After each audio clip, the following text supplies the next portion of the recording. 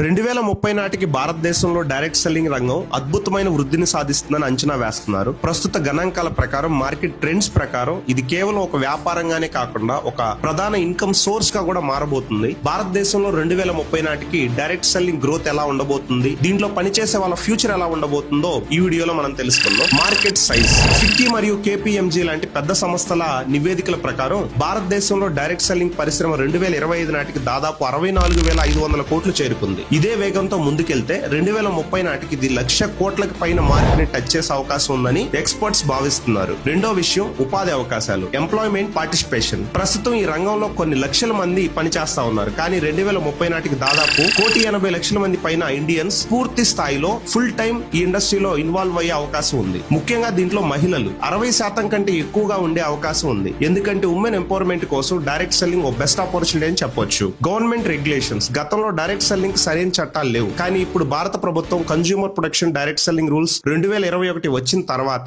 ఈ చట్టాలు చాలా కఠినంగా ఉండడం వల్ల మోసపూరిత కంపెనీలు, మనీ సర్క్యులేషన్ స్కీమ్స్ ని మెయింటైన్ చేసే కంపెనీలన్నీ కూడా క్లోజ్ అయ్యి నిజమైన ప్రొడక్ట్ బేస్డ్ కంపెనీస్ లో ప్రజలు జాయిన్ అయ్యి పని చేస్తారు. అండ్ ఆ కంపెనీస్ కి గౌరవం, నమ్మకం కూడా పెరుగుతుంది. 2030 నాటికి ఇది అత్యంత సేఫ్ ఆపర్చునిటీ కెరియర్ గా మారబోతుంది. దీని యొక్క మెయిన్ గ్రోత్ కి కారణం డిజిటలైజేషన్. సోషల్ మీడియా ఎక్కువగా జనాలు యూజ్ చేయడం వల్ల ప్రొడక్ట్స్ ని ప్రమోట్ చేయడం కానీ, టీమ్ బిల్డింగ్ కానీ చాలా సులభం అయిపోయింది. హెల్త్ అండ్ వెల్నెస్ కి పెరిగిన డిమాండ్. డైరెక్ట్ సెల్లింగ్ లో ఎక్కువగా హెల్త్ సప్లిమెంట్స్ ఉంటాయి. ప్రజల ఆరోగ్యం పట్ల అవగాహన పెంచడం వలన ఈ యొక్క ప్రొడక్ట్స్ కి ఒక మంచి డిమాండ్ పెరగబోతుంది. 2030 నాటికి జనాల్లో హెల్త్ అండ్ వెల్నెస్ పైన ఒక మంచి అవేర్నెస్ రాబోతుంది. ఆర్గానిక్ ప్రొడక్ట్స్, కెమికల్స్ లేనటువంటి ఆర్గానిక్ ప్రొడక్ట్స్ ని, నేచురల్ ప్రొడక్ట్స్ ని యూజ్ చేయడానికి జనాలు ఎక్కువగా ఇంట్రెస్ట్ చూపిస్తున్నారు. ఇక్కడ గుడ్ న్యూస్ ఏంటంటే డైరెక్ట్ సెల్లింగ్ కంపెనీస్ ఎక్కువగా ఈ ప్రొడక్ట్స్ ని ప్రమోట్ చేయడానికి సిద్ధపడుతున్నాయి, ఆల్రెడీ చేస్తూ ఉన్నాయి కూడా. భవిష్యత్తు కోసం సిద్ధంగా ఉండాలి. డైరెక్ట్ సెల్లింగ్ లో మీకు మంచి ఫ్యూచర్ ఉండాలంటే టెక్నాలజీని వాడడం నేర్చుకోండి. పాత పద్ధతుల్లో కాకుండా Zoom calls, WhatsApp marketing, video content create చేయడం, చిన్న చిన్న వీడియో